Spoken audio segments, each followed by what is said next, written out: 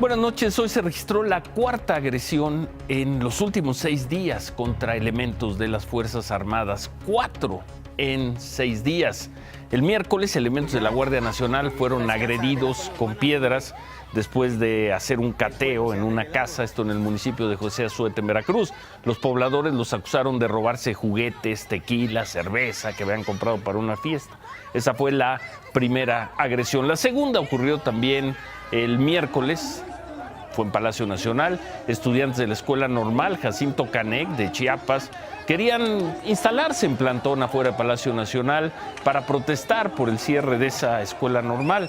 Policías militares se los impidieron, pero los estudiantes, y ahí lo estamos viendo, se fueron sobre los policías e hirieron a 3. La tercera agresión tuvo lugar el fin de semana. El sábado fue en la comunidad de La Llave, en San Juan del Río, Querétaro. Pobladores que, según se informó, querían saquear un tren, atacaron a militares que trataban de evitar el saqueo. Los soldados hicieron disparos de dispersión, pero la gente, lejos de amedrentarse, los atacó con piedras, con palos, con botellas. Hubo 5 heridos, 2 pobladores, 3 militares.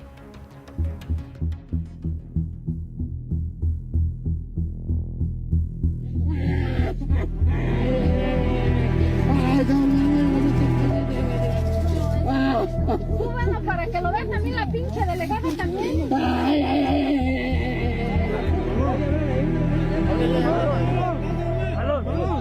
Espérate, carnal. Tiene entrada y salida en ese. Tiene eso. Tiene aquí se expresa. Ok, me enseñaron una foto nomás de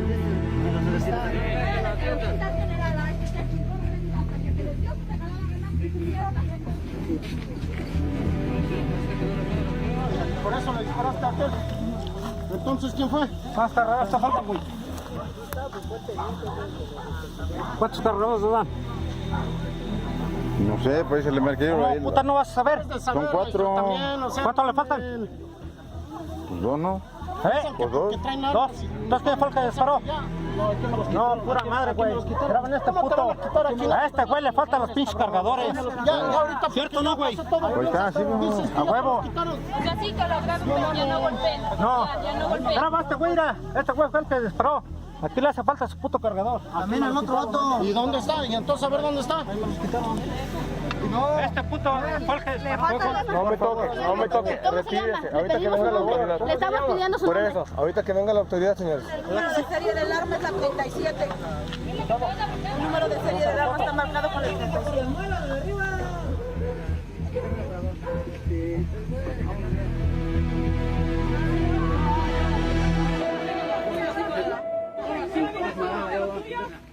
Y hoy se conocieron estas imágenes, otra agresión contra soldados, la cuarta en 6 días. Esto ocurrió en la comunidad de Apango, en el municipio de Acajete, en Puebla. De acuerdo con la autoridad de Puebla, los agresores son personas que se oponían al decomiso en una bodega donde habría vehículos y mercancías robadas. ¡Nada más queremos! ¡Aquí no van a cerrar!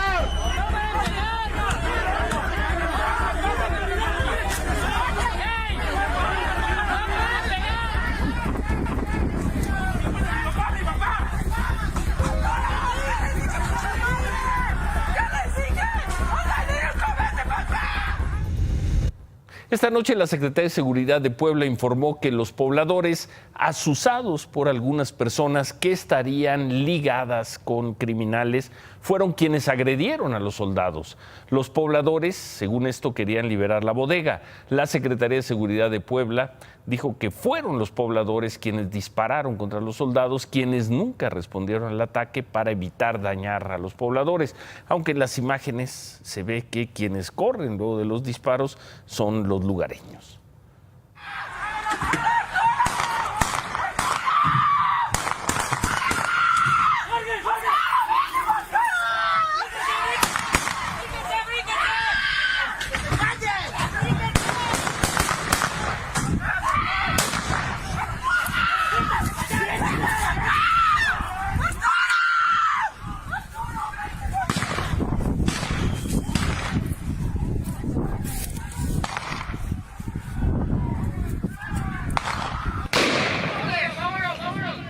La Secretaría de la Defensa Nacional nos informó que emitiría un comunicado. Suponemos que lo hará en los próximos minutos. Acajete, Puebla, lunes 9 de septiembre de 2019, cuarta agresión a las Fuerzas Armadas en 6 días.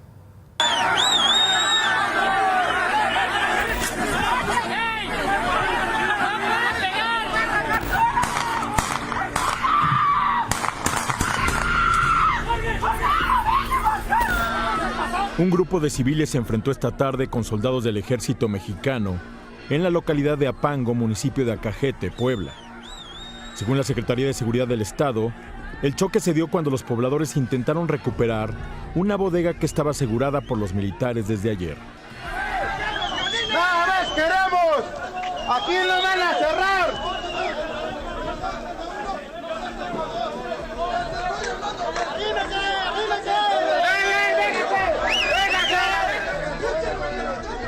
En la bodega, que esperaba una orden judicial para permitir su cateo, se almacenaban autos robados y mercancía producto de asalto, según la autoridad estatal. Cuando el grupo de pobladores llega al punto donde 3 unidades del ejército le impiden seguir avanzando, militares y civiles intercambiaron insultos.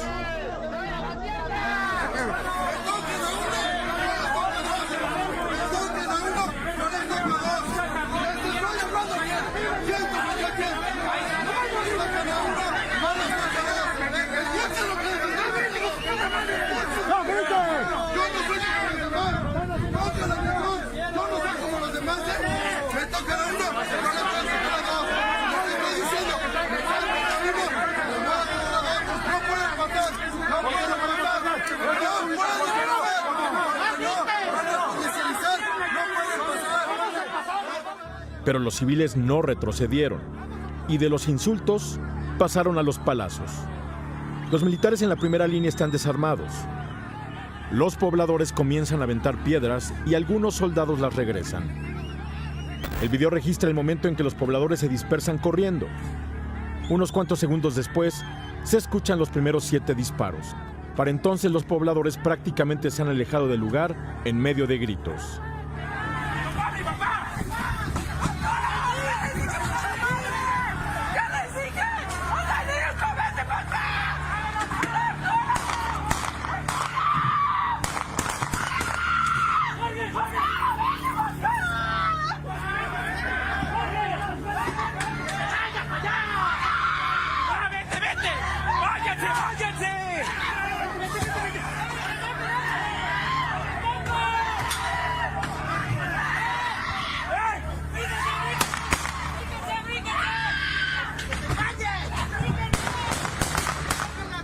Según la Secretaría de Seguridad de Puebla, los pobladores asusados por algunas personas identificadas y presuntamente vinculadas con actividades criminales agredieron al personal de la Sedena. Incluso, asegura, realizaron disparos en contra del personal militar mismo que en ningún momento respondió para evitar un daño a los pobladores.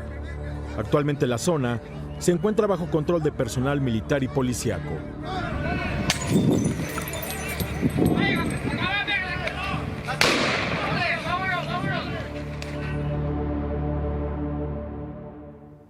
Acajete, Puebla, el lugar donde se dio este enfrentamiento, está a 35 kilómetros, no muy lejos de la capital del estado, de la ciudad de Puebla. Es una de las puntas del llamado Triángulo Rojo de Puebla, una región en donde se ha reportado robo de combustible, robo de trenes, de transporte de carga, homicidios y secuestro. En esa zona están poblaciones como Quecholac, el municipio poblano con más denuncia por robo a transportistas con violencia y sexo a nivel nacional. Está Palmar de Bravo, en el extremo oriente, el lugar donde supuestos huachicoleros y elementos del ejército se enfrentaron en marzo de 2017, un enfrentamiento donde un sargento fue acusado de ejecutar a un civil. Sobre estos hechos, el expresidente, sobre las agresiones a las Fuerzas Armadas, el expresidente Felipe Calderón tuiteó: permitir que se agreda a los militares sin que haya consecuencias erosiona el principio de autoridad, humilla a los soldados, exacerba la noción de impunidad y genera un potencial problema de ingobernabilidad de incalculables consecuencias. Genaro Villamil, el presidente del Sistema Público de Radiodifusión del Estado mexicano, le respondió también en Twitter al expresidente Calderón. Tuiteó Villamil, ¿qué propone el expresidente Calderón? ¿Cuáles son las consecuencias deseables? Los daños colaterales, la alta letalidad, es decir, mátenlos en caliente.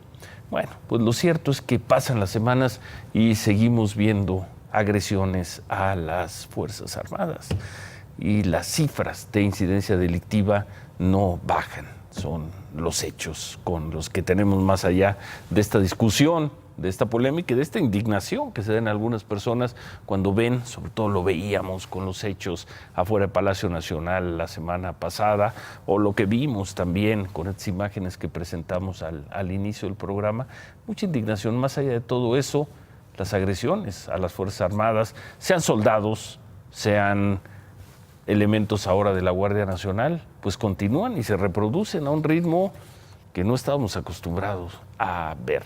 También allí en Puebla, a unos 30 kilómetros de Acajete, esta mañana un comando lanzó una granada de fragmentación a las oficinas del ayuntamiento de Tochtepec. El artefacto no explotó, era una granada vieja. Los agresores la lanzaron en el momento en que se daba el cambio de turno de la Policía Municipal. No hubo heridos, solo se desalojaron negocios y escuelas del centro de ese municipio. El gobierno municipal de Lagos de Moreno, en Jalisco, rindió un homenaje al director de la Policía Municipal, Bani Rodríguez, quien fue asesinado el sábado. Lo mataron junto a sus 2 escoltas afuera de su casa. Hoy el coordinador de Estrategia de Seguridad de Jalisco, Macedonio Tamés, dijo que este crimen fue una represalia por el buen trabajo que estaba haciendo en Lagos de Morelos. El señor Bani Rodríguez, quien tenía carrera militar, era egresado del Colegio Militar y había trabajado en actividades de contraterrorismo en la Secretaría de la Defensa Nacional. Descanse en paz. El fin de semana, por cierto, el presidente López Obrador lanzó un par de mensajes a los delincuentes. El primero fue en Tula, Tamaulipas. Así no es la cosa. Yo los llamo a que recapaciten, que piensen en ellos, pero que sobre todo que piensen en sus familias, que piensen en sus madres, sus mamacitas. ¿Saben cuánto sufren las mamás por el amor sublime que se le tiene a los hijos? Y ellos tienen que pensar en eso. El segundo mensaje lo hizo en Soto la Marina, también en Tamaulipas. Y los estamos llamando a que le bajen y que ya todos nos portemos bien. Ya, al carajo la delincuencia.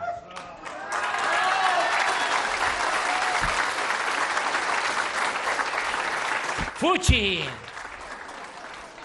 Guácala.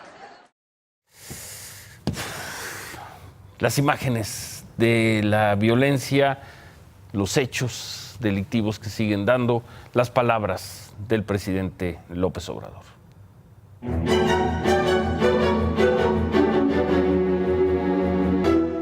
Bueno, y hoy se cumplió el plazo de 90 días que le había dado a México el gobierno de Donald Trump. 90 días para hacer un balance del acuerdo firmado entre México y Estados Unidos, el acuerdo para que México se comprometiera a bajar la migración ilegal hacia Estados Unidos, y Estados Unidos se comprometía a no aplicar aranceles a distintas exportaciones mexicanas.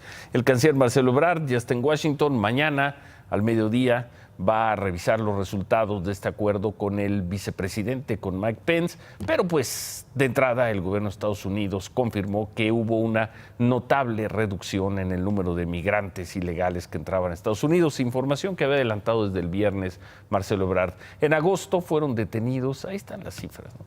64,000 personas, números redondos, cuando en mayo-junio, cuando explotó la crisis, eran 144,000. Se bajó rápidamente a 104,000, luego 82,000 y en agosto a 64,000. Y pues finalmente tiene razón el presidente Donald Trump cuando dice que si el gobierno mexicano hiciera su trabajo, si el gobierno mexicano tuviera interés en el tema, frenaría frenaría el número de migrantes ilegales a los Estados Unidos. Y ahí están los números, son dramáticos. El encargado de protección fronteriza de Estados Unidos dijo que, de todas formas, esas cifras no son suficientes, que aún analizan, piensan que México puede hacer más y que México se tiene que convertir en esto que se llama un tercer país seguro. The government of Mexico has taken meaningful and unprecedented steps to help curb the flow of illegal immigration to our border. Even though Mexico has stepped up unprecedented, we need them to do more. We need Mexico to do more. Bueno, por su parte, el vicepresidente Mike Pence tuiteó que espera la reunión de mañana con el canciller Marcelo Ebrard y que además él ya resaltó los esfuerzos de México y aseguró que van a buscar distintas formas de reforzar la protección de la frontera, aunque, como veíamos con el funcionario de la agencia fronteriza, México todavía puede hacer mucho más. México ha hecho mucho, pero el gobierno de Estados Unidos quiere que haga más. Marcelo Ebrard respondió en Twitter a estas dos declaraciones. Escribió: frente a las presiones, México no es ni aceptará ser tercer país seguro. Ebrard insistió que ese es un mandato del presidente López Obrador y una decisión con el consenso del Senado. Pero el presidente Donald Trump, más allá de lo que dicen sus funcionarios, está contento con el endurecimiento de la política migratoria mexicana. Hoy agradeció por ocasión número 26 agradecimientos de Donald Trump en 3 meses por lo que ha hecho México. Well, right now Mexico has been doing a great job for us, and frankly, we're very appreciative. And in addition to Mexico helping us, we're ending up with some great legal victories now on illegal immigration. That's one of the reasons we're doing so well. Sin darle tantas vueltas, el gobierno de Donald Trump se hartó de que el gobierno del presidente López Obrador, según Donald Trump, no estuviera haciendo nada para frenar el paso de migrantes centroamericanos a Estados Unidos. Amenazó a México. El gobierno mexicano reaccionó de inmediato, aceptó las condiciones de Estados Unidos, colocó 25,000 elementos de la Guardia Nacional y de agentes de migración, tanto en 25,000 en total, entre frontera sur y frontera norte.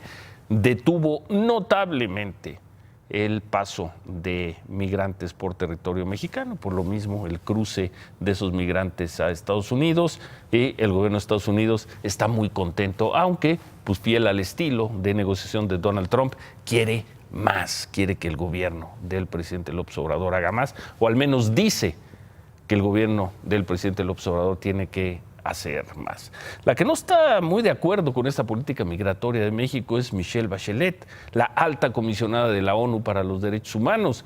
Michelle Bachelet lanzó esta crítica hoy en la sesión del Consejo de Derechos Humanos de la ONU en Ginebra, en Suiza.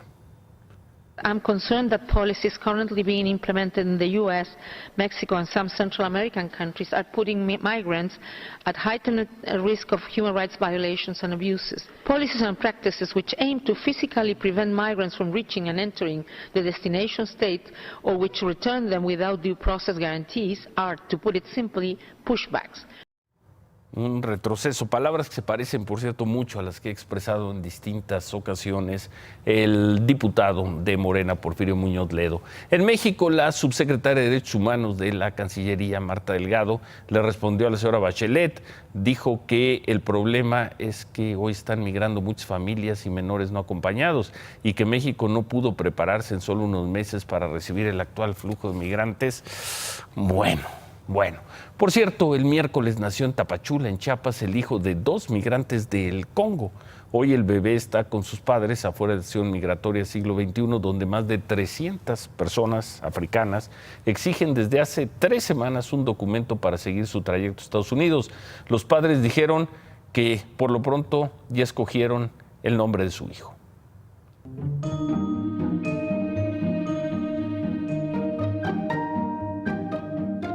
¿Cómo se llama el bebé, el niño? Emanuel Obrador López. Emanuel Obrador López. ¿Y por qué le pusiste así? Porque nació acá, a Tapachula. ¿Cuándo nació el niño? Nació día 4. No tiene condición, está aquí en las tiendas. ¿Mucho calor? Mucho calor, está fazendo febre. ¿Comida, algo? No da nada. Él ya es mexicano porque nació en el territorio mexicano, él ya es mexicano. Entonces se llama Manuel Obrador. Manuel Obrador. Bueno, los padres migrantes también quieren nombrar así a su hijo como una forma de mandarle un mensaje, surgieron al presidente López Obrador, para que les entregue el oficio de salida, puedan cruzar por territorio mexicano y tratar de entrar a Estados Unidos. La Secretaría de la Función Pública informó que abrió una investigación sobre la declaración patrimonial y de intereses de Manuel Bartlett, el director de la Comisión Federal de Electricidad. La investigación se abre después de recibir una denuncia ciudadana anónima. Por cierto, la senadora panista Xóchitl Gálvez informó que mañana presentará otras 2 denuncias para que investiguen las supuestas irregularidades al patrimonio inmobiliario de Bartlett. Investigaciones periodísticas han afirmado que Bartlett es dueño de 23 casas y 2 terrenos con un valor de más de 800 millones de pesos, los cuales no coinciden con sus ingresos. Hace unos momentos el director de la Comisión Federal de Electricidad, Manuel Bartlett, tuiteó: como lo dije antes, es falsa la información sobre los inmuebles que se me atribuyen. Mi declaración patrimonial está en regla. La Secretaría de la Función Pública ha abierto una investigación y presentaré toda la documentación e información que se me requiera. La Fiscalía General de la República informó que detuvo a 2 socios del abogado Juan Collado. Se trata de José Antonio Rico, quien era expresidente de Caja Libertad, y José Antonio Vargas, quien era socio del Consejo de Administración de esa empresa.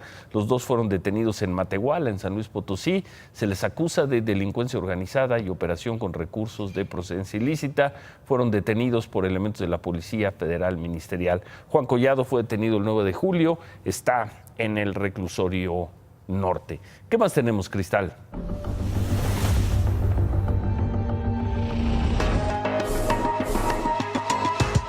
Las cámaras de seguridad de una casa en la colonia 5 de Mayo de la alcaldía Miguel Hidalgo en la Ciudad de México captaron el momento en el que un sujeto agredió a una mujer de unos 55 años, aparentemente por una pelea de perros.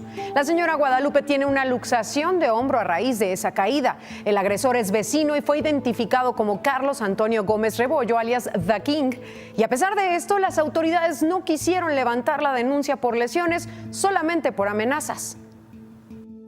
Aún estamos en espera de saber qué procede en este asunto.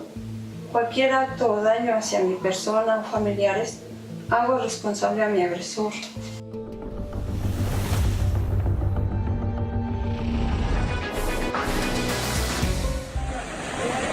Esta Protección Civil, las faldas del arroyo de Bosque Real, intentando rescatar. Hay 3 jeeps enterrados por el agua y la tierra y 2 jeeps, al parecer se los llevó la corriente con personas.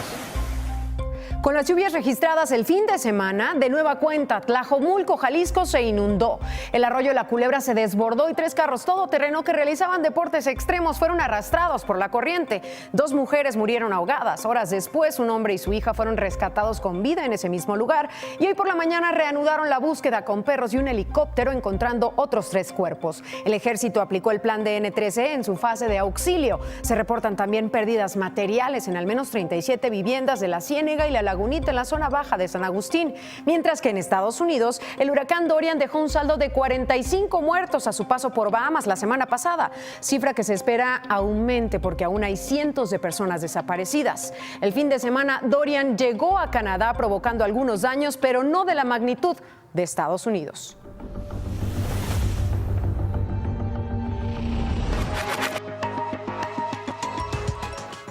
Para quienes les cuesta trabajo ahorrar para el retiro, la CONSAR presentó GanaAhorro, un programa que bonifica entre 5 y 30% de las compras realizadas por Internet a la cuenta individual de Afore a través de Afore Móvil.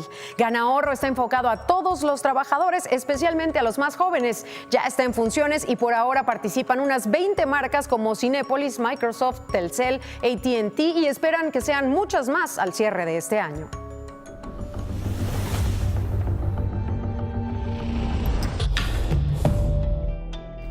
Un crucero de investigación que trabajó en aguas del Alto Golfo de California reportó el avistamiento de 6 ejemplares de vaquita marina. Fueron grabadas entre el 19 de agosto y el 3 de septiembre cerca de la comunidad de San Felipe, en Baja California. Las reportan en buen estado de salud, lo que representa una esperanza de supervivencia para esta especie que está en peligro de extinción. Buenas noches, Ciro. Buenas noches, Cristal. Acaba de difundir la Secretaría de Defensa Nacional el comunicado sobre los hechos que veíamos al inicio del programa en Apango, Acajete, Puebla. Y bueno, ¿qué es lo que reporta la Defensa Nacional? Un poco lo que ya se había dicho, que una turba, una actitud hostil, el personal militar efectuó disparos al aire, o sea, fue gente del ejército, y bueno, para proteger la vida e integridad física de los soldados, dispersaron a los agresores. Informa también que no hay personas lesionadas de ninguna de las partes, que el personal militar continúa en el lugar de espera de la autoridad, en el que llegue la autoridad ministerial. Y el último párrafo creo que es relevante, lo leo tal cual. La Secretaría de Defensa Nacional hace del conocimiento de la sociedad que ante la ocurrencia de un delito y en los casos en los que el personal militar o de la Guardia Nacional acudan con el objeto de garantizar la seguridad y la paz en el país y sean objetos de una agresión, se actuará en su legítima defensa conforme a los principios del uso de la fuerza y su gradualidad para proteger la vida e integridad física de los miembros de las Fuerzas Armadas, y que esto se hará con estricto apego al orden jurídico vigente y a los derechos humanos. Respuesta de la Secretaría de Defensa Nacional. El secretario de Hacienda, Arturo Herrera, dio detalles del paquete económico 2020 que ayer entregó en la Cámara de Diputados. Y bueno, lo que informó hoy es la ruta del dinero público que el gobierno federal recauda, gasta y en qué lo gasta.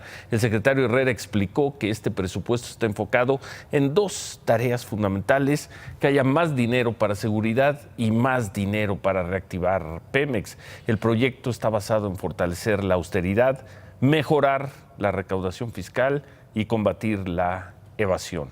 El monto del dinero que se calcula recibir el próximo año es de 6.096.000 millones de pesos, dinero que se repartirá fundamentalmente, como veíamos, en las áreas de seguridad, de energía y también de bienestar. Para eso se contempla una serie de recortes a dependencias federales. La Secretaría de Gobernación, la de Turismo, la de Economía, la Oficina de la Presidencia son las que recibirán menos dinero, y aumentará notablemente el presupuesto a la Secretaría de Energía y a la de la Función Pública. ¿De dónde saldría este dinero? El presupuesto está basado en los ingresos petroleros y sobre todo en mejor recaudación de impuestos. Se habla de aumentar impuestos a refrescos y a bebidas energizantes, a los tabacos. Incluso se contempla ampliar la retención del IVA y el impuesto sobre la renta a servicios de Internet o aplicaciones que ofrecen servicios como Uber, Netflix, Spotify, entre otras plataformas. Es a grandes rasgos lo que se contempla, muy grandes rasgos, en este paquete económico. Destaca un rublo del que hemos hablado aquí. En el 2020 la Secretaría de Defensa Nacional ya no va a pagar la deuda que contrajo el anterior gobierno por el avión presidencial que está en venta. El proyecto de presupuesto no le asigna un solo peso a la Defensa Nacional para el pago del arrendamiento financiero a 15 años, plazo que estaba comprometido. El pago estimado para el 2020, según el calendario de inversión de la Defensa, era de 431 millones de pesos. En términos generales, se trata de un muy buen paquete económico. Un paquete económico en el cual se reconoce la estabilidad, sigue habiendo superávit primario, la disminución de la deuda, y desde el punto de vista filosófico tiene una intención verdaderamente buena. Durante demasiados años este país ha vivido de los ingresos petroleros. Tenemos una recaudación del 13% del Producto Interno Bruto, similar a la de Guatemala o Haití. Y siempre hemos dicho en los últimos 30 años que está mal depender del precio del petróleo, que puede pasar de 10 a 100 dólares en lapsos cortos. En la misma semana pasada pasó de 46, 55, 49, y que está mal. Que hemos venido, y ahora cito a José Antonio Meade, haciendo un queso gruyère de los ingresos. ¿Y cuál es el cambio filosófico? El cambio filosófico que trae es aumentar la recaudación y empezar a cobrar impuestos en otros lados donde se deben cobrar impuestos. Las plataformas de Internet, que es un tema que tú has manejado durante meses, pero con eso no va a alcanzar. Pero es un principio, eso te da como 4,000 millones de pesos, pero es un principio. El que la gente que renta sus casas tenga que pagar impuestos por hacerlo. porque meten una gran cláusula fiscal. Es decir, si tú quieres sacar a tu inquilino y te vas a un juicio de desalojo, tienes que comprobar que pagaste impuestos para que el juez te haga caso. Aumentan las retenciones. Eso es bien importante. Eso es fundamental. Porque mucha gente que paga. Hay mucha gente que renta no. Que es un negocio en efectivo. Sí, sí. Tú rentas en efectivo, no pasa. Entonces tienes que pagar impuestos. O sea, se deben pagar impuestos por las plataformas, por ese tipo de cosas. Y ahora, si no demuestras que pagaste estás impuestos, cobrando la renta, pagaste impuestos, no puedes el desalojar. juicio no debería proceder. Eso es muy importante. Aumenta la renta. Es muy buena. Es muy dura. Pero es buena. A ver, con los impuestos eso es el va cambio a causar filosófico. un revuelo en el mercado de las rentas. Sí. Y ojalá se ordene, porque quien renta una casa tiene dinero. Los impuestos deben ser progresivos. Debes pagar impuestos, no es un dinero que llega. El cambio filosófico, Ciro, es sin lugar a dudas decir, vamos a hacer que los impuestos se cobren. Mañana podrán leer en Excelsior una entrevista que hice con el secretario de Hacienda, en el cual dice que se tiene que aumentar la recaudación en la medida que buscamos disminuir las diferencias sociales, que los países donde se recauda menos tienen mayores diferencias sociales. Entonces, es una manera de equilibrar las cosas. ¿Y lo va a lograr el gobierno? Sí. Ojalá. A ver, recaudamos como Guatemala o Haití. Y queremos vivir como Noruega, Dinamarca o por lo menos Estados Unidos, que recaudan cerca del 40% del Producto Interno Bruto de impuestos. Aquí el 10%, allá como el 40%. Esa es la gran diferencia. Y no perderlos en esos discursos de... ¿Y Morena va a aprobar esto? ¿Va a aprobar al secretario de Hacienda y al presidente? Dice el secretario de López Hacienda Obrador que espera un diálogo respetuoso, un diálogo que funcione, y ojalá que sí. O sea, porque el paquete económico... Que lo saca solo Morena con sus aliados. Ese es el problema. Lo saca solo. Ese es el problema. Bueno. ¿Tú crees que el ego de Mario Delgado, que no le hacen tanto caso como le hacen acaso a Ramírez Cuellar y esas cosas no influyan? Desgraciadamente sí. Bueno, cambio filosófico. Yo lo veo, a mí me gusta, ¿eh? Remátala, David. Hoy se dio a conocer la inflación, 3.1 a tasa anual, la inflación más baja de los últimos 36 meses. Y ojalá esto sirva para que las tasas de interés comiencen a disminuir de una manera más rápida. El gobernador de Michoacán, el experimentado gobernador Silvano Aureoles, hizo hoy un comentario propio más bien de gobernantes primerizos. Todas las notas no hablan de Jilotlán de los Dolores, hablan de Tepeque, otra vez Michoacán, así aparecen en muchos medios amarillistas y nota roja, otra vez Michoacán.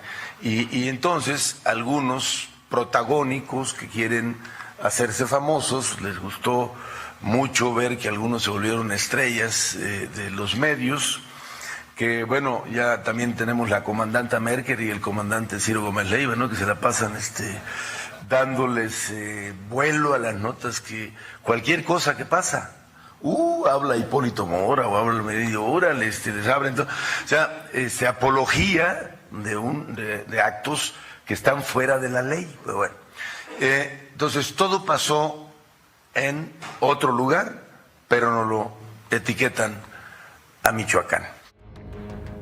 Apología de la violencia, gobernador, y nada más en Michoacán. Hoy presentamos agresiones a las Fuerzas Armadas, a la Guardia Nacional, en Veracruz, en la Ciudad de México, en Querétaro y en Puebla.